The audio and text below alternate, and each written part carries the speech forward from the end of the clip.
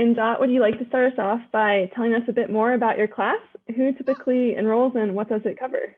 Sure. Thanks, Kara. It's a pleasure to be here, and thanks for joining us, everybody. Um, as Kara said, I teach personal finance, also known as Comm 2730. It's a 3-credit elective for non-McIntire students. So McIntire students, almost every semester I get an email from McIntire students saying, can I take your course? And the answer is always no. It's really for the students in the arts and sciences and we get engineering, nursing, baton, architecture. I think that's all of them, right? So there are no prerequisites. So I get students coming in who know zero, and then I get students coming in who know a fair amount. So the challenge is to try and get everybody to a point where they can have a good conversation. And for me, the challenge is keeping the people who know some of the basics involved and engaged and interested for the first half of the semester while we're going over the basics, and then get those people who start at zero to build up their confidence so we can have a really good conversation about investing during the second half of the semester. So what does it cover? It covers everything, soup to nuts. So we start at zero, time value of money. We cover budgeting, risk management, insurance, credit, debt. Then we move into stocks and bonds and investing. We talk about tax efficient investing.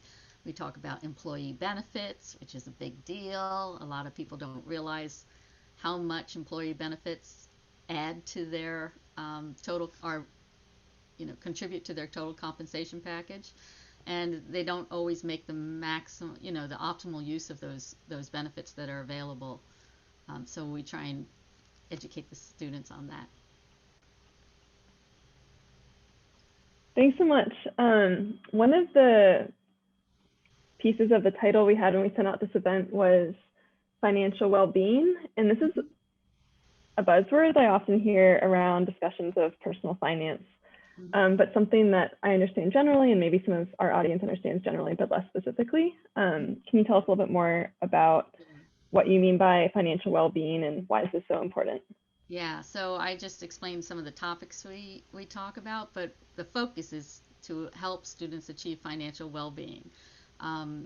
And it's really important to me. People talk about the importance of financial literacy, and I try and stay very far away from that term for a really simple reason. Like, no one wants to admit that they aren't literate, right? So getting people to work on their financial literacy, you're asking them to admit that they don't know something, and that's just not a smart approach. And we can always keep learning, right? And especially at UVA, I noticed students want to be healthy. They want to be well. Wellness is an important objective for a lot of UVA students. So financial well-being is, to me, a smarter approach than financial literacy. What do we mean by financial well-being? Well, there's 4 basic components. It has to do with security and freedom, okay? So do you have control over your day-to-day and month-to-month finances? That's step 1. And last January 2020, there were a lot of Americans who said, yep, got it, no problem. The second aspect is, do you have the capacity to absorb a financial shock? And many of you might be aware of that the data and the surveys indicate that many Americans, even those who are fully employed, if they had a $400 emergency expense, they would be in trouble. They would have to borrow money or sell something in order to make that $400 bill, unexpected bill. And when the pandemic hit, it became very obvious that there were a lot of people who do not have the capacity to absorb a financial shock. So that's the second thing that you need to achieve financial well-being. Number 3 is, are you on track to achieve your financial goals, whatever they are? We all have financial goals. Buy a house, pay off student loans, educate your children, save for your rainy day fund or your old age.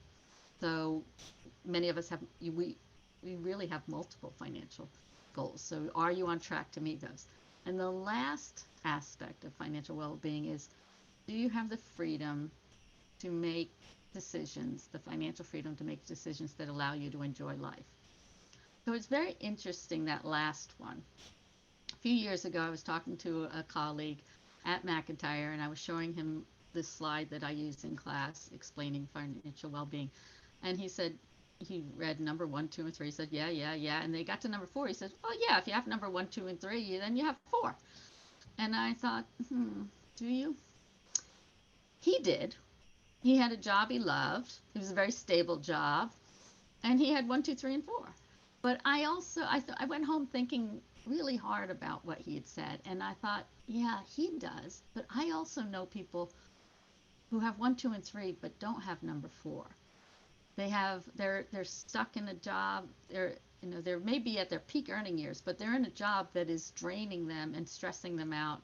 And they just got a new boss, but they can't leave because they got a kid in college and one in high school, and they've got, they're on track as long as they keep that really good paying job. They don't have that freedom that I want every UVA grad to have. I want everybody to have, actually, but I particularly want all my students to have when they graduate in the future. So that's financial well-being in a nutshell.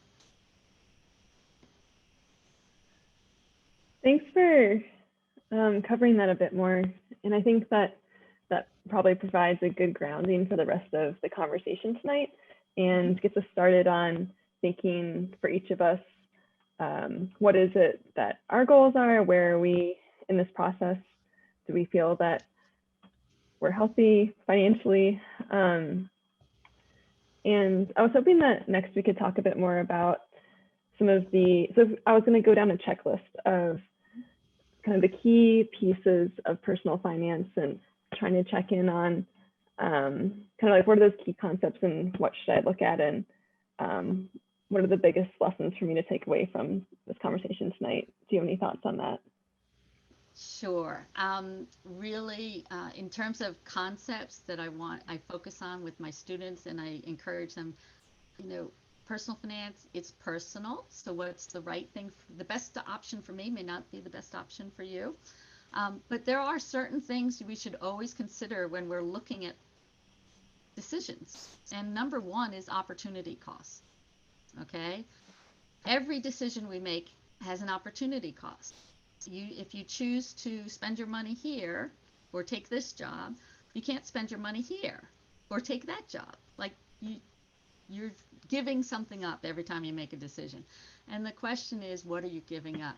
Many people don't have a good sense of that. Then they just don't realize the opportunity cost, especially young people who don't understand the time value of money. They think, oh, I can save in the future. People in my age bracket in particular, they fell into this when the 401ks were introduced and many employers moved to 401ks and away from pension plans. They had the option of investing in or contributing to the 401k, and it was presented as an option, and they told themselves, because they didn't understand the basics of investing and opportunity cost and compounding, they thought, I can invest later. I can do that later. But they gave up huge opportunity. The opportunity cost is enormous. But I tried to tell my son when he got to college, I said, listen, every dollar you save now and save and invest now is $10 in your future. And he thought I was crazy, but in class we talk about it and we show students how that compounding works. So opportunity cost is the most important thing. And you compare when you only have X amount of money in your paycheck, you have to figure out where to put it. Use opportunity cost to determine it. When people say, well, should I pay off my student loan or should I invest in my 401k? Well, it's really simple when you look at the opportunity cost. My student loan is charging me 8 or 9%, but if I put the money in the 401k and I get a 50% match, that's a big difference. 50% more versus 9% interest you want to make sure you get that match. Should I pay off my credit cards or my student loans? Credit cards are charging you 36%. Your student loans, I don't, I'm just using 8% as a round number. I have no idea. If you have student loans, and you've got a bunch of money sitting around doing nothing, maybe it should be a good idea to pay that off. When I graduated university, I did not go undergrad to UVA. But I went elsewhere undergrad, and I graduated with student loans. And they were subsidized student loans. I graduated in the 80s. Interest rates were 15 to 18%, and my student loans were less than 5. So I made sure opportunity cost was I'm keeping the money in the money market account and I'm paying my student loan every month because it was much cheaper. Opportunity cost is the most important thing to consider when you're making a financial decision. Okay, so that's one. The other thing that students don't always know, and I'm sure the alumni have figured it out, is net versus gross, pre-tax versus after-tax. If all summer long I was hearing about these Robinhood investors, and they were all, jumping for joy about how much money they were making. And all I could do was think, oh, these poor people, they don't know, because they were new investors. And Robinhood doesn't allow you to, the only accounts Robinhood has are taxable accounts. So if you trade in, buy and sell a stock in less than a year, in less than 12 months, that gain, if it's a gain, because that's what they were, celebrating was gains, it's taxed as ordinary income. So, if you're in it depends on what tax bracket you're in, and how much of a gain you made, whether or not, how much you were going to take home. So, net versus gross, understanding the advantages of investing in tax efficient funds or tax advantaged accounts like 401ks and IRAs or HSAs. And if you're not going to invest in that, how to maximize your net by holding for more than a year so you get the lower capital gains rate, or investing in index funds so that you don't generate a lot of capital gains. So those are two really important concepts. The other one is risk reward. In the investment, risk and reward are supposed to be correlated. They're not always, but they should be. If you're unwilling to take any risk and you only put your money in the bank, in a savings account, you're not going to lose any money, but you're also not going to make any money. And inflation's going to eat away at the value of your dollar. So, but if you're willing to take some more risk and invest in through the stock market, you should be, you will take more risk. There will be more volatility, but you should come out with a higher reward as a consequence. And the last thing we talk about is, in terms of you're taking more risk, so what can you do to mitigate risk? Diversify, right? Diversify your holdings, diversify your accounts, and also make sure you have appropriate insurance to protect for financial catastrophes, health insurance, liability insurance, emergency, homeowners and vehicle insurance. So those are the sort of the broad concepts, but if you just think about those when you're thinking about your finances, those are sort of the guideposts. There's a saying in investing that history doesn't repeat itself, but it rhymes. So, things don't happen exactly the same, but you can, if you keep those concepts in mind, you hopefully can navigate some of the bumps in the road. There are always going to be bumps in the road, whether it's personal bumps or like we've just all had a collective pothole called COVID that we've all had to navigate, and it's been harder for some people than others. My goal is to try and is to help people plan and think ahead so that they can navigate those bumps. You can't always see them coming, but you can anticipate. You will encounter a bump in the road or multiple bumps in your road along life or on your journey through financial well-being. While we're on this topic, one of the pieces you just mentioned was around opportunity cost and debt management. And I think that it might be useful to add in one of the questions from the audience right now, since it's pretty specific to the section. And it's around debt ratios and how this can be important when you're running a business. And I guess there's different opinions on debt ratios and personal finance and when it might be useful to take on debt. And do you have thoughts on maybe the pros and cons of maintaining your debt ratio as it applies to financial wellness? That's sort of that's got a lot in it. That question's that's not a novice question. Back to what I was saying about risk mitigation, diversification. I look at financial well-being like a lot like physical well-being, right? If you want to do what you can to stay healthy and build, create physical well-being and emotional well-being that can help you. The healthier you are, if you do get sick, the better off you are, right? The more and the less likely you are to get sick, right?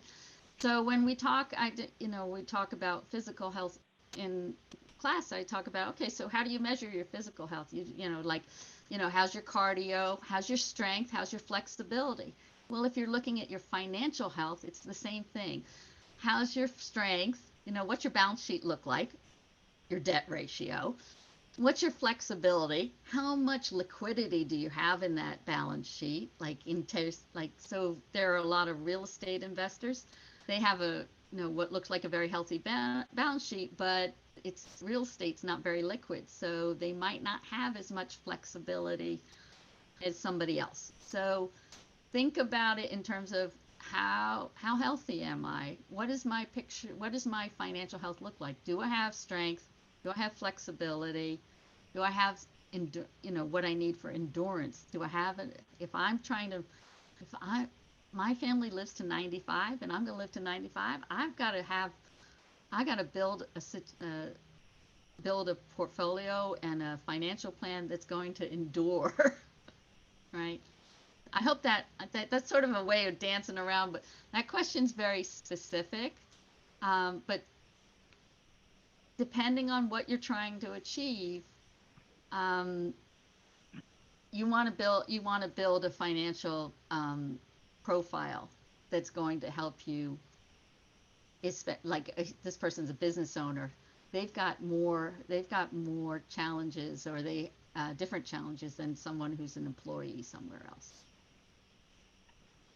That makes sense. Thank you, Dot. And so as you mentioned balance sheets and kind of getting into these details, it brings to mind the fact that here we are, it's April 7th, it's tax season. Do you have thoughts to share on what we should be thinking about for taxes in general? Well, hopefully you've all been working on those and thinking ahead, but last minute tips, if you haven't already done it, you can still contribute to an IRA if you're eligible.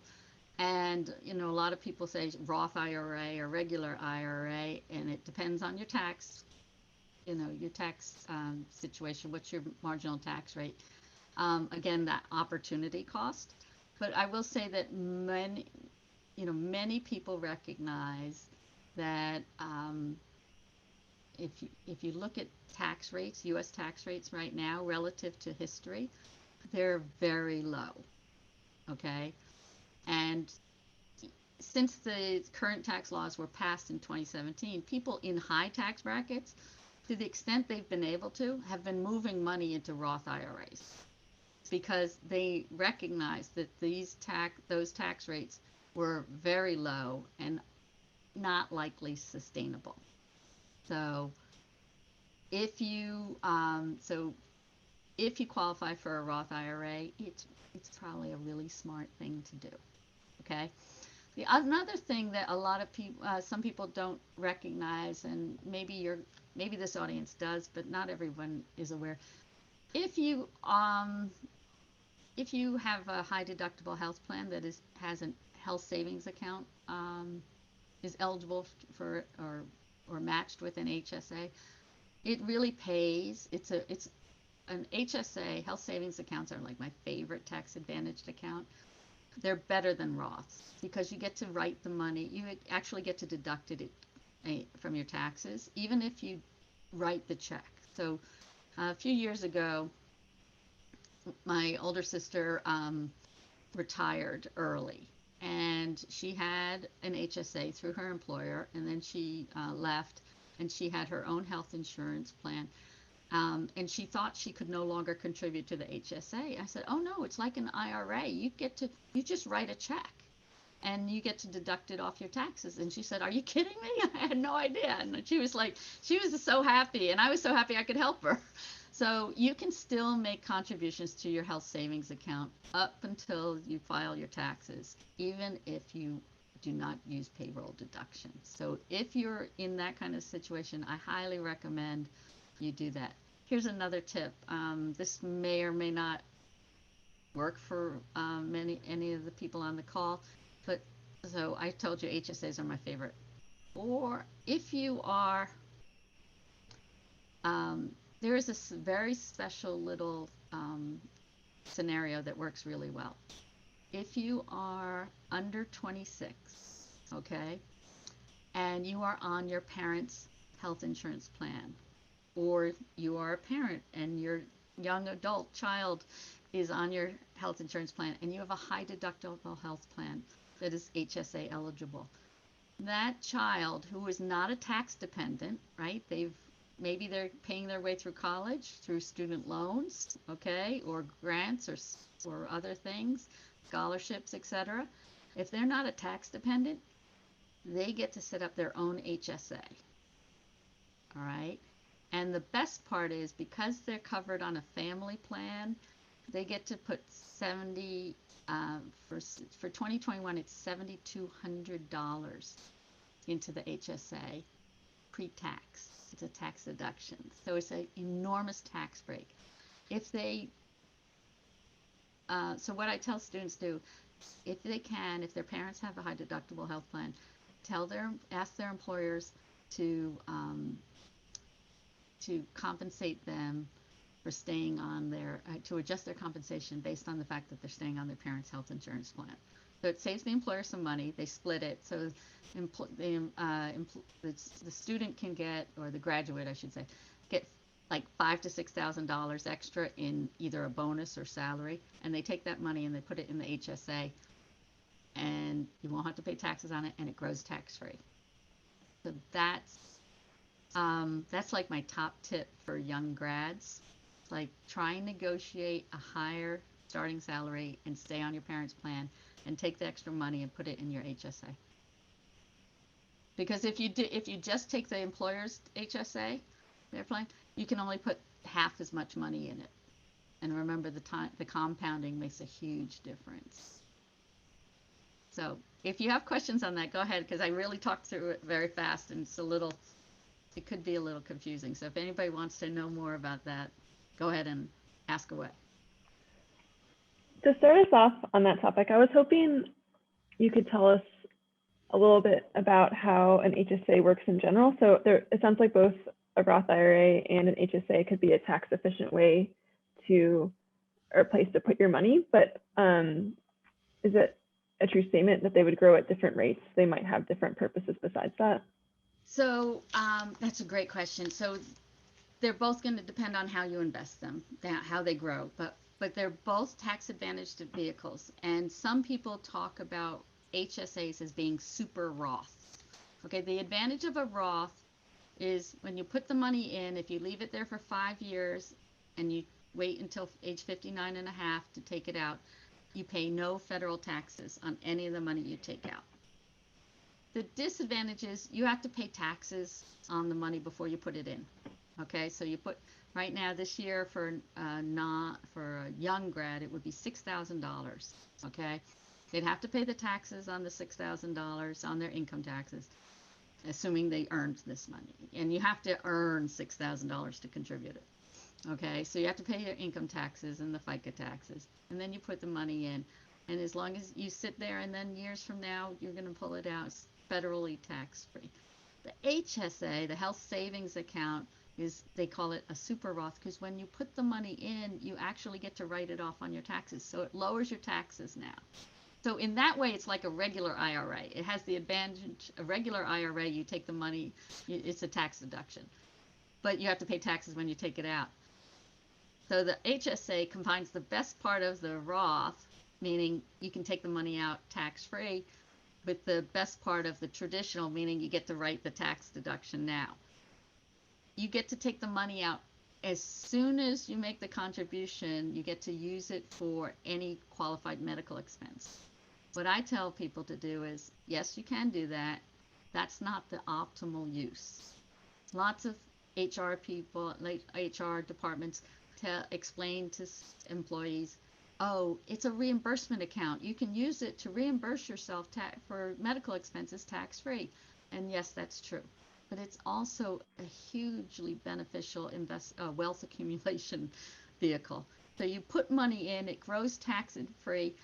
When you have some medical expenses like I do, I just put it in a little envelope and save my receipts, and when I need the money, then I go get it. So I just pay the bills. If they're sitting in my checking account, I just pay them, and then when I really need the money, I can pull it out of my HSA. But in the meantime, I'm investing it, and it's growing and growing, and no taxes. Why is this so important? It becomes a little bit, like I said, I can pull the money out anytime, so it becomes a little bit of an emergency fund, because I have receipts. The receipts never expire. All right. And the other thing is, after age 65, if you need it, you can pull the money out like a regular IRA and pay taxes but you can also still just use all your receipts, and you can use it to pay your Medicare expenses in when you're older. It's a really amazing vehicle for a lot of people, and not enough people understand them or use them to their full advantage. Does that so did that answer everything? There were a few questions in that. Yes, that was perfect. And I know I fall in the category of not knowing enough about HSA, so I think that was a great overview. And also, it is, they are my number one tip. Like when I go to cocktail parties and someone says, so what's your top tip? I'm like, look at your health insurance and make sure that you are getting the right health insurance. So research indicates that most Americans choose the wrong health insurance, to the tune of it costs them an extra $1,000 on average a year, which, remember, we don't have $400 to pay for emergency expenses. Well, that could help a lot. So here's a way to think about health insurance. When you buy, many of you buy car insurance or homeowners insurance, and you figure out fairly quickly that if I choose a higher deductible, my monthly premium is much lower, right? And so if you have money, if you know how to budget, most people choose for the higher deductible so that they can save money on the lower premiums. High deductible health plans are the same thing. The idea is you are choosing a high deductible, and you're going to save and have the money in the HSA if you need it, but you're going to try to get by with a low premium and use the savings to save up for those high deductibles if and when you need them. And you just roll it into that HSA. Just do not ever buy a high deductible health plan without also contributing to your HSA. That is a recipe for disaster. You have to do both. Great. I think that's useful. I can see myself saving money by the second. I think that while we're on this topic of tax efficient ways to invest your money, we have several questions around the use of a traditional versus Roth IRA and conversions later on, between the two, as well as where to get started with an IRA. If you could maybe perhaps talk about traditional versus Roth, switching between the two, and where to get started. Yeah. Okay, before I do that, I want to back up about, okay, another advantage of the HSA. So, um, not everyone can contribute to a Roth IRA. If you're in a high tax bracket, if you have high income, you you get to a point where you can't contribute to a Roth IRA. There is no income limit on HSAs, so there's that advantage. So keep that in mind. Okay, so Roth versus traditional. So the traditional, you save money on your taxes now, and the Roth, you save money on taxes in the future. Um, so I always tell my students, if you're paying less than 25% federal taxes, I think a Roth is a smart idea. Okay, when you get to be in the 24, 20 and plus federal tax bracket, it's like, well, maybe you want to look at a traditional, because you're going to save a bunch of money on taxes now, and it might help with your cash flow. It's also important to remember, so if many people have the option of contributing to a Roth 401k. So it's the same concept. You pay the taxes in advance, up front, and then you won't have taxes in the future. It's important to remember that if you do that, any matching contributions from your employer, those are going to be pre-tax. So not every penny coming out of there in the future is going to be tax-free. Okay? It's going to be a mix. And that's okay. I think it's important to have a mix, that whole diversification. You have some money in things that are pre-tax, some of them are Roth, some of them are HSA, and some of them may be in a taxable account. There are advantages, and it's important to try and put the right types of things in the right vehicles. If you put, municipal bonds are exempt from federal taxes. They should be in a taxable account, because that's where it's going to make the biggest difference. If you put it in a tax advantage account, you're hurting yourself. You're not getting the advantage. Okay. But sometimes it's hard to decide, but sometimes it's pretty clear. Index funds are very tax efficient. They don't generate a lot of taxable gains on a regular basis, versus an actively managed mutual fund. They can generate gains that you don't have control over. So having that in a tax advantage account, like a 401k, an IRA, or an HSA, that's going to be more advantageous. Don't beat yourself up either. Okay. We all make mistakes. Like I made a mistake years ago. In terms of I had a Roth IRA and I had a regular IRA, and I realized, I found a company, a stock. I was like, I think that stock's going to do really well in the future. And I'm going to buy some shares, and I had cash in my IRA, and I didn't think it through too clearly about.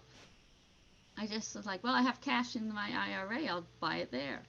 And I'm really kicking myself because I didn't buy it in my Roth. I bought it in my regular IRA, and it was Apple. And I'm going to wind up paying more, because when I pull it out, because I'm going to be in a higher tax bracket than if I put it in my Roth, or if I had just bought it in a regular taxable account. I'm probably going to pay more than 20% capital gains, than what the 20% capital gains tax is. So, but it's like, yeah, but I still made money. Like, it wasn't the smartest tax efficient idea. So now I try and teach my students, be careful about, like, if you're going to buy a single stock, maybe it should go in your Roth.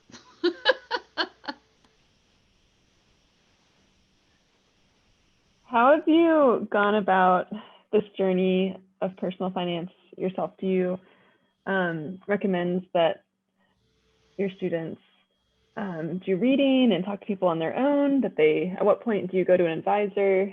What do you suggest for people navigating this journey on reach? That's a great question. Thank you to whoever asked that question, because remember, I think about it like your physical health. Okay. You have to be your own advocate. You cannot delegate your physical or mental well-being to somebody else. You have to be fully engaged in getting well and being strong and building your health, right? And the same with physical, with your financial health. If delegating it is not the optimal choice, okay? Some people can do it, but I just don't think it's going to give you the optimal choice. You take, um, it's just very obvious. When you are, no one's going to care about your money as much as you, and no one understands you and your money as well as you do. Like, back to the first part of the question is, yes, I think it's a journey. You learn what works for you, and it's very important, just like being physically and mentally healthy, we should strive to keep learning and getting better.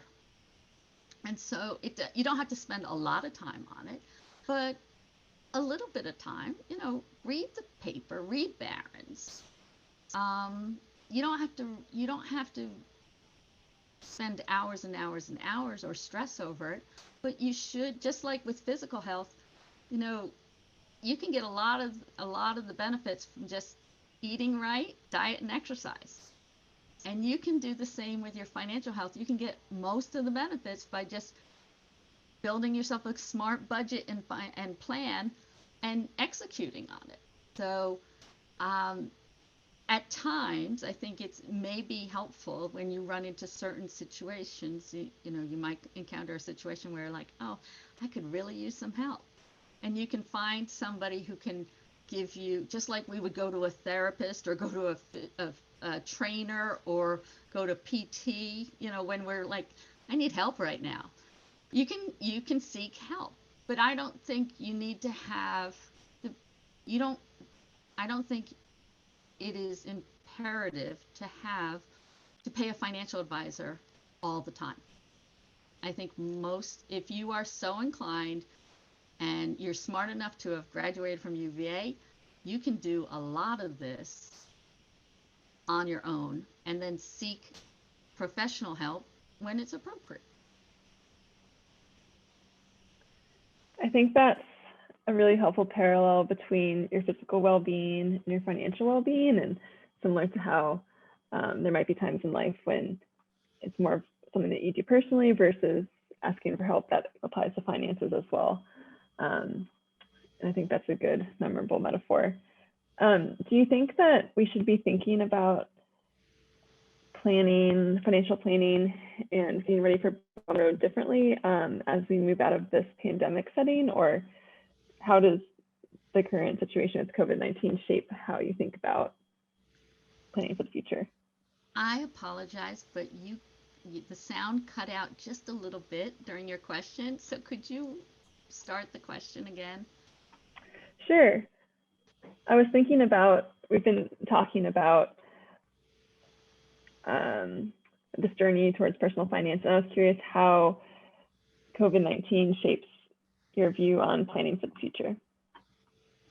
Well, I hope that the number one lesson everyone learned from COVID-19 is we all need to have an emergency fund. Every one of us. You never know what's going to happen, and you have to be prepared. And doing so, if you have an emergency fund, it takes away a lot of the stress, which affects everything. The whole point of focusing on financial well-being is because your financial well-being affects everything else. If you are stressed out about money, it can have an adverse impact on your emotional well-being, your physical well-being, your social interactions, your work productivity. Okay, there are companies now who are trying to help their employees with financial well-being. Well, yeah, they need it, because how can they be really productive workers if they're stressed out about money? So really, financial well-being, having that emergency fund is a very important step.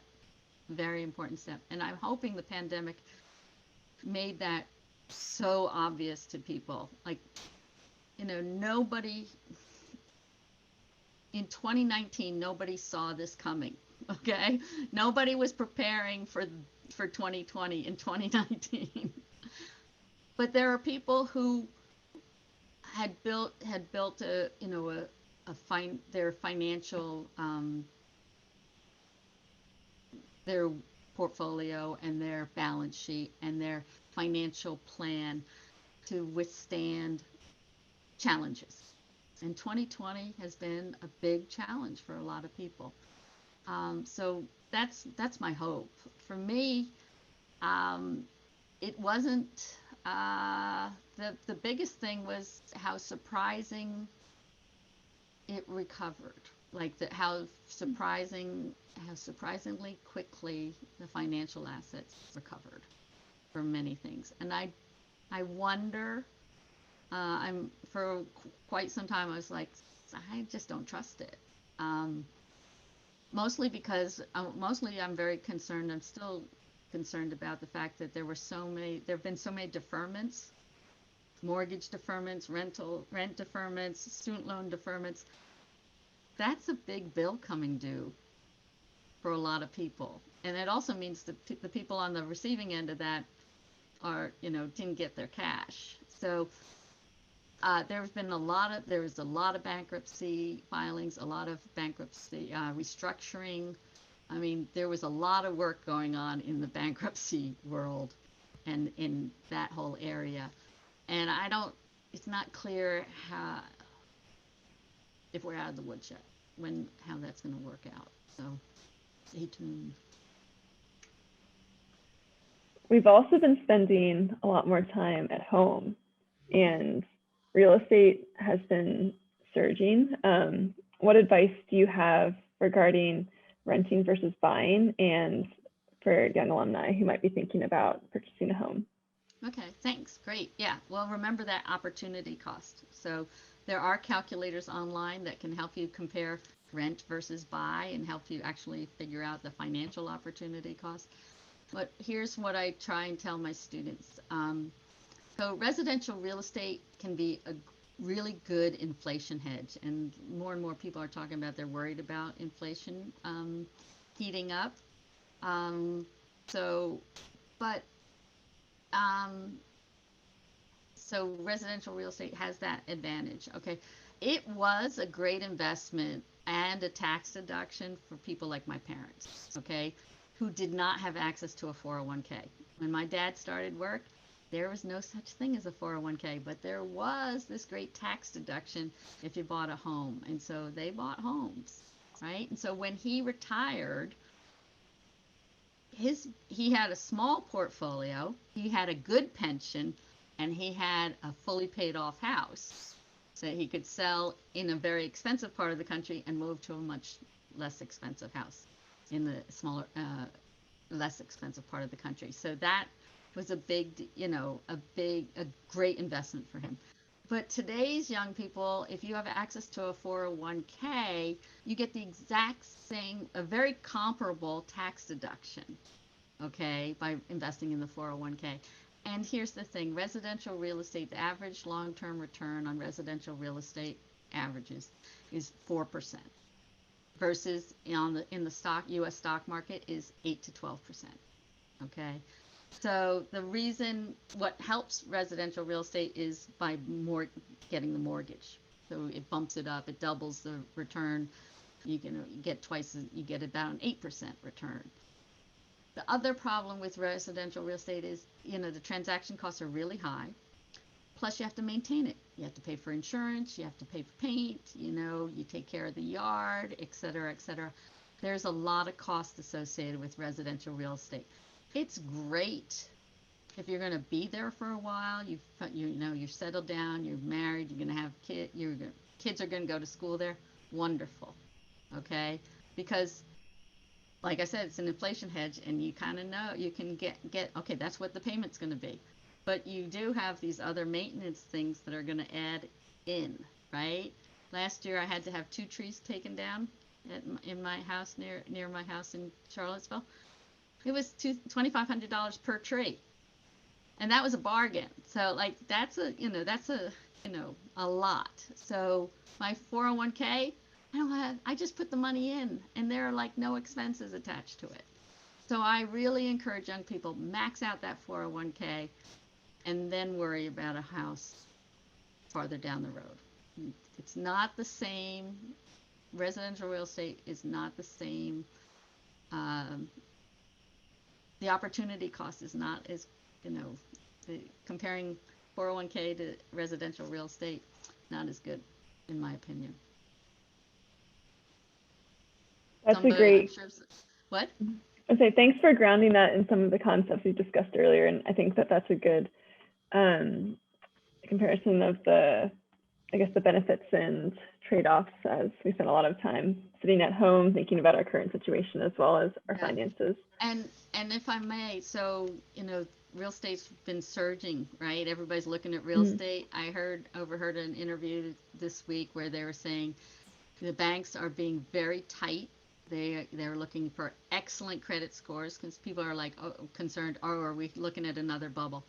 Well, the good thing is the banks are not lending they're being very tight with their credit lending, and so they're not lending to people unless it's going to be owner occupied rather than people who are buying 5 homes or multiple homes. So but remember the rule of investing is to buy low and sell high. So when everybody else is piling into an asset, it's really helpful if you can just stay aloof and say, I'm going to wait. If some people bought in 2006, 2007, 2005, 6, 7, but if they'd waited 3 years, they could have gotten the same property for a lot less money. And it's hard to do that. When everybody else is doing it, it's like, you kind of feel like, am I missing the boat? The whole fear of missing out thing. But if you look at historically, it sometimes it really pays to be patient.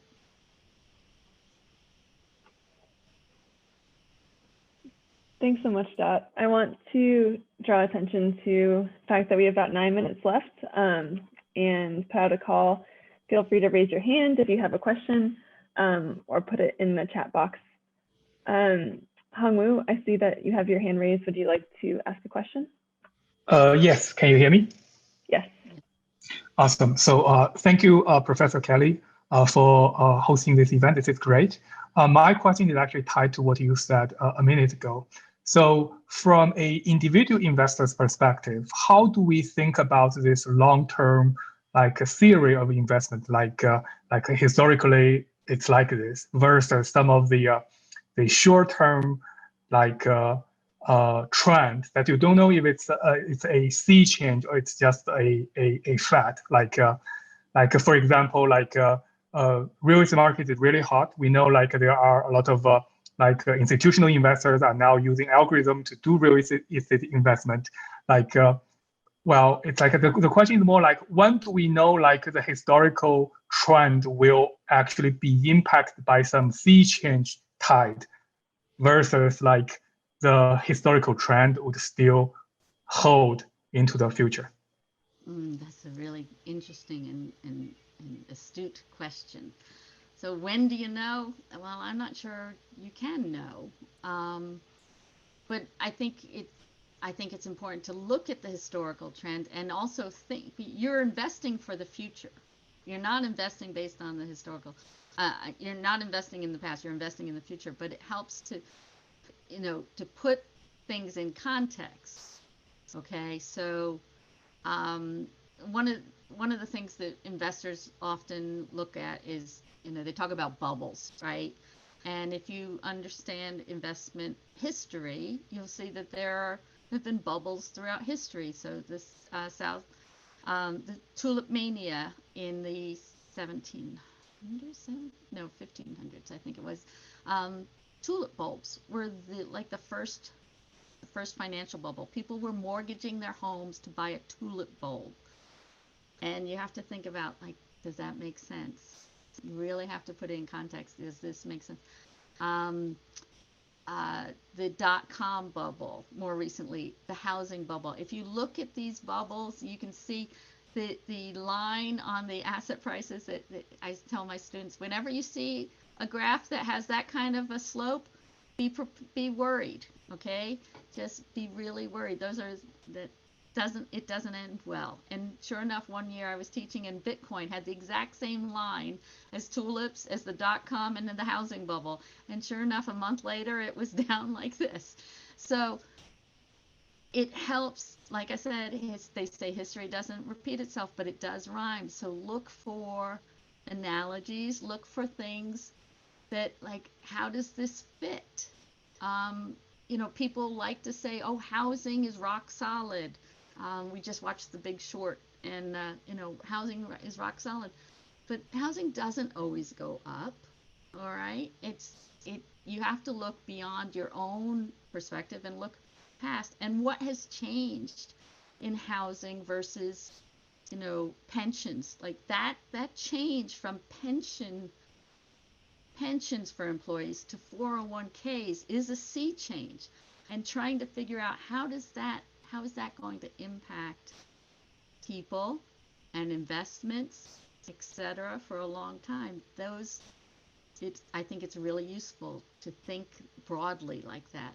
Okay, there's not going to be pension plans making the investment decisions. There's going to be millions of individual 401k holders putting their money in and out. Thank you, Professor Kelly. Thank you. Thanks so much. We also had a question about saving for college in the context of a 529 plan or other methods for saving for your children's schooling. Mm-hmm. Yeah, 529 plans, great idea, but not simple. Okay, because why? Because every state has its own. So there's so many rules. I don't know anybody who knows all of them. I certainly don't. You just gotta kind of hope. I had a 529 for my son. I actually made it a 529 UGMA account, so it was his money. But it gave him this great tax advantage, because any money that, when it grew, he can pull it out, use it without having to pay any taxes.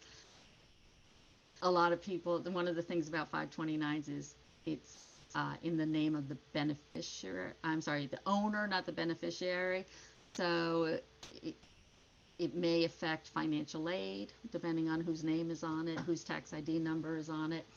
So there's all these things, but generally speaking, I think it's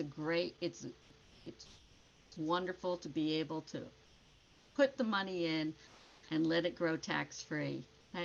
If you look at the impact taxes have on draining an account and the compounding, it's far better to actually just pay the taxes at the end than have to, having it eat away every year. That said, what I tell young people and my students is, when you get out of school, if you're not going to grad school and you're thinking, I want to have children and I want to educate them, because I sure hope that they do, you can open a 529 with your own name on it, and then when you have children, make them the beneficiary. You can change that beneficiary very easily to someone you're related to, and so you can open one with your own name on it and use it in the future, change the beneficiary to a child in the future. So that's one option. I don't know if that addressed the question well enough, but 529s, gosh, they're just a great idea, but having it done by the states has really made it complicated. Yeah, thanks so much. I think that helped address the question both from the standpoint of if you have children, if you plan to have children. Thanks so much. I think that's much appreciated. I think that it would be great to use these last couple minutes if you have suggestions for if anyone on the call is looking to learn more. Do you have suggestions on where to look to delve deeper? So assuming these are, some of these people are more advanced than others, but so if you're just a beginner, my favorite book, and it's the book I read out of college. I was a liberal arts undergrad who knew nothing. They didn't have personal finance at my university, so I didn't take it. But I bought a book called The Only Investment Guide You'll Ever Need by Andrew Tobias. It's in like its 12th or 14th edition. He has to update it every once in a while because tax rules change. But it's written in a really easy to read and, in my opinion, fun way. I like finance, but I like it he talks in a practical sense, and he makes jokes, and I think it's not a long read, and it really covers what you need to know. And you can, back to the financial health, physical health versus financial health, like you can be an elite athlete and you can spend huge amounts of time, like all of your time, just to become this elite athlete. Great. But you don't have to. Like, you can do some of the basics and still live a long, healthy life, and a long, healthy, happy life without being an elite athlete. The same thing with your financial health. You can really go hog wild and just totally spend all your time on it. Or you can just do the basics. Read Wall Street Journal, read Barron's, okay? And read this book that I just recommended, and listen to webinars when they become available. But don't stress too much about it. Just do the basics and make smart choices. I think that's an excellent place to end, and want to again say a huge thank you, Dot, for joining us for tonight. We have a question. Okay, so The Only Investment Guide You'll Ever Need by last name Tobias, Tobias. Perfect. I'll add that to the chat. This has been very helpful, and I think has helped us understand personal finance as an overview, as well as delving into some of these specific questions. Thanks so much for spending time here tonight, and to the audience for joining us. Hope to see you at events in the future. Thank you. Thank you all. Stay well. Make smart choices.